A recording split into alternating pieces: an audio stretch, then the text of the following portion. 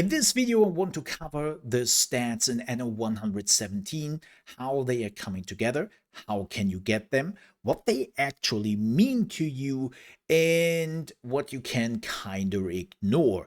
Also, very important, we will talk about how you get prestige. This is one of the biggest questions I see all the time because the game is kind of not explaining it or, well, has forgotten to put that very important information into the game. And I'm hoping the developers will fix that very soon. But for now, I see a lot of people are wondering, how do I get prestige? What's going on here? So before we are going through all of this, there is a few things I have to explain. So we will not really talk about the island income and population. There is an income video on my channel already if you want to know how you can make money relatively easy right from the get-go without having to do some cheesy stuff. So check that out if you haven't yet. Population, pretty straightforward how you're getting this right. Then we have the island knowledge, which you are getting by building Grammaticus. And then we have the island belief, which you're also just getting by building some sanctuaries if you're unlocking that with tier 2.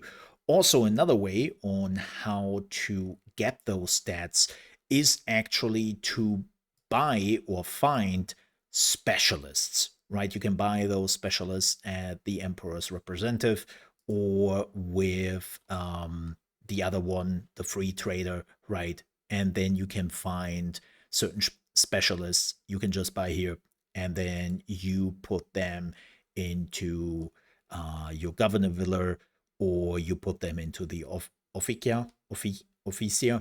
Hey, you know what I mean, the other building, and everything which is in the vicinity is then getting the buff. But I don't really want to talk about that because a lot of people will do that probably later when they have much more money, because as you have already seen, those specialists are kind of pricey. So this is definitely something for the more mid-game, but people want to know how those stats work, especially at the beginning of the game.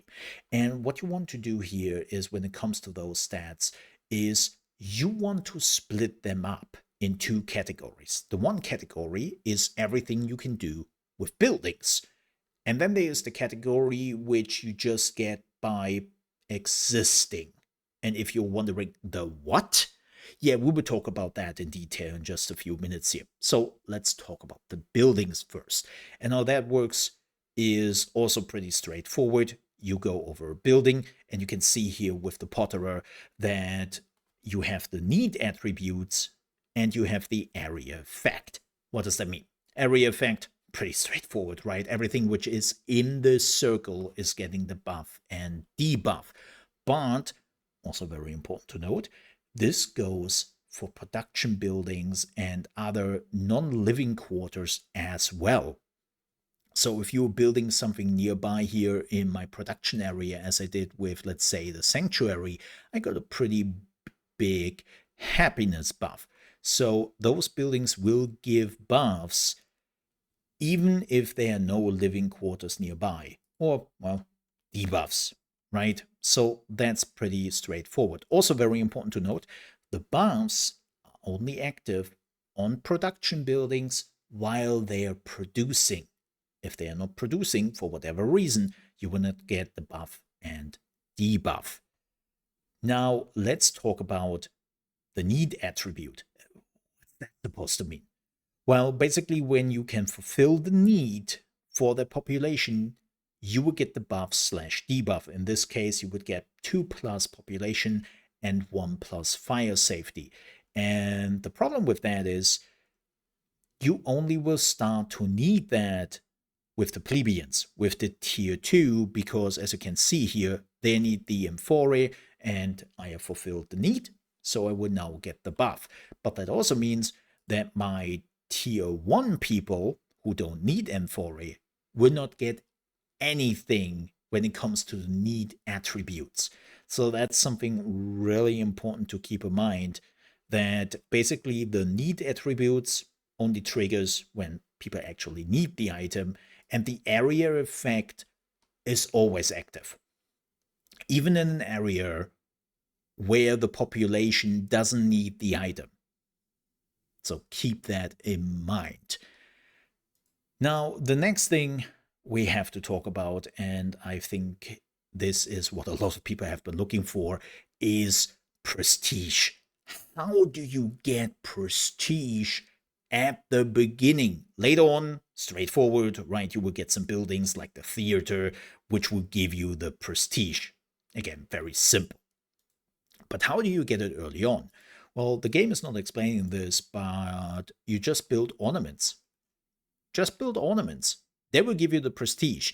And I think this is bugged or it's an oversight, but the game is not telling you that ornaments are giving you prestige, right? There's no indicator whatsoever. But when you are building your first ornaments and you are then going over prestige, you can see it actually from other sources down there. And 369 things are, or prestige points are coming from ornaments, right? You can see it, 369. I'm putting a few statues down here. And now we are at 380 already. So if you need some early prestige, just put down some ornaments, and they really, really have to give us the information how much prestige you get per item. So far, what I can tell you is the more costly it is, the more prestige you get. So do that if you need prestige, and I'm hoping the developers will soon give an update and show that in the interface so that you are informed.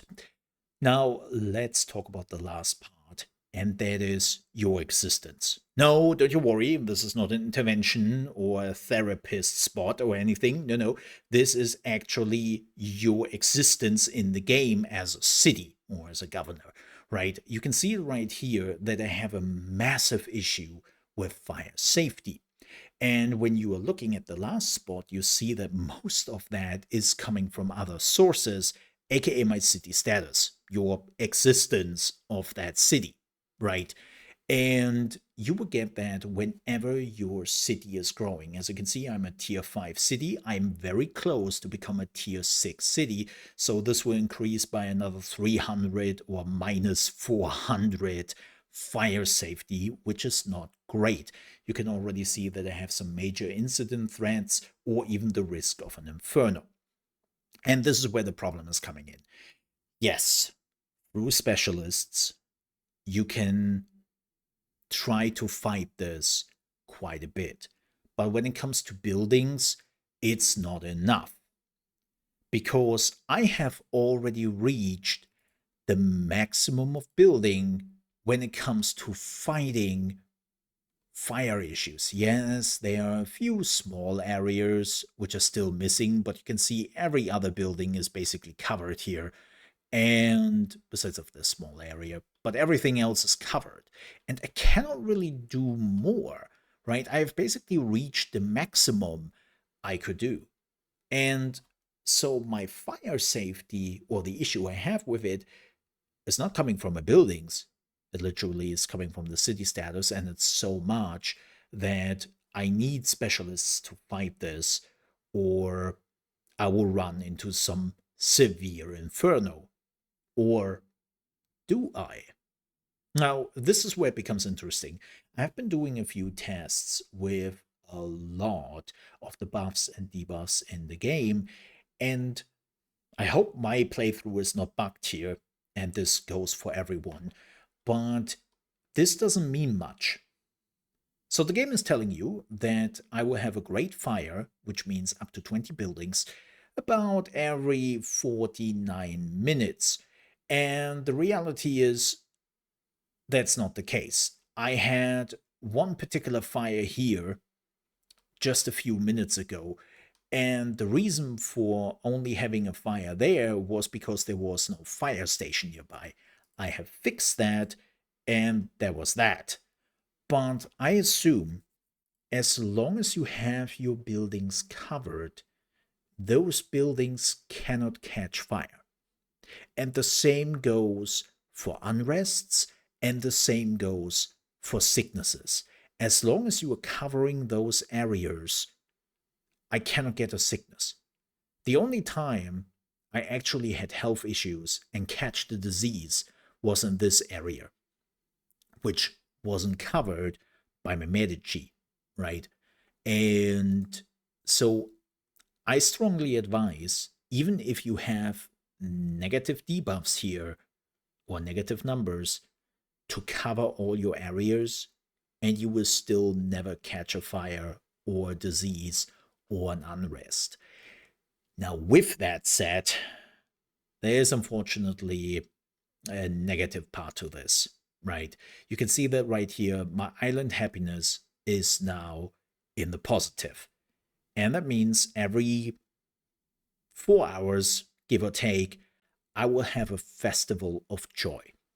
Now, if I'm going into the negative, which I can just do here, now I'm in the negative, I will not get a festival of joy. And the same goes for the other areas, right? When you are in positive health or you are in positive safety areas, you can actually get positive events. And you want those events because they can give you quite a bit of buffs. So, not really being able to do anything about the fire safety besides of putting down a lot of specialists and hope that you are covering enough areas is not great. And this goes, by the way, for the other areas as well. I would love to see that they are reducing the city status debuff, right? Because no matter how well you build, it will affect you all the time. And that doesn't feel great, right? So if you are wondering why you were in the minus, why you were in the red, and you have some major issues, it's probably your city status, and you need more specialists to fight it, or more buildings if you can. If you can't do any of the two things, just make sure that everything is covered so that there is no major outbreak. So with that said, if you still have some questions or things you want to mention yourself, let me know down below in the comments. And if you enjoyed this video and this was helpful, leave a like. If you're also new to the channel, you want to see more Anno videos or want to check out the Anno videos I already have here on the channel, especially check out the useful tips for beginners if you haven't yet, then I would also appreciate if you might subscribe to the channel. We are doing more than Anno here, though. We are also covering all the strategy, management, and building games because I'm a huge fan of that genre. And you should check out the videos and the live stream here on my channel. With that said, thanks so much for watching. Stay safe. Bye-bye.